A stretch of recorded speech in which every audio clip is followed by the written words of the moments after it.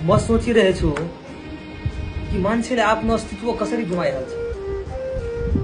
मान्छे र मान्छेको कुरा बुझ्दैन त मान्छे कहाँबाट मान्छे भयो।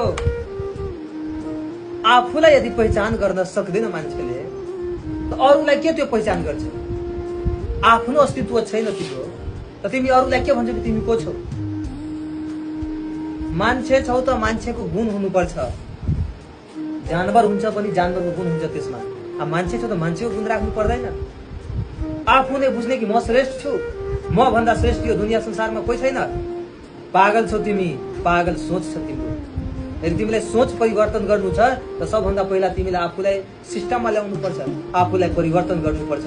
न धैर्यता छ न केही छ, पुरै खतम मान्छे छ। तिमी भन्छौ कि म धेरै राम्रो मान्छे छु, कुन मुखबाट भन्छौ तिमी म राम्रो मान्छे छु, भन्छौ कि मेरो राज छ, मलाई जे मन लाग्छ म त्यही गर्छु।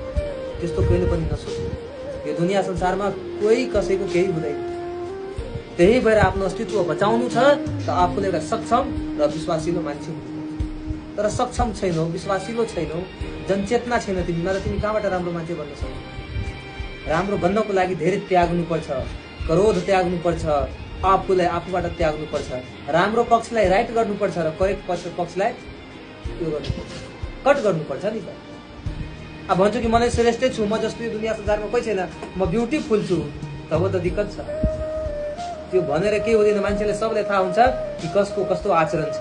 त आफ्नो आचरण मान्छेले आफै बनाउँछ। मैले बनाइदिनु होइन, तिमीले आफै बनाउनु।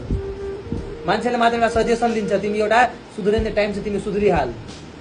तिमीलाई पर्सनली कोही भन्न आउँदैन तिमी यो गर त्यो गर। त्यही भएर आफूलाई यदि राम्रो बनाउनु छ आफ्नो वातावरण पहिला मिलाऊ र आफूलाई चेन्ज गर।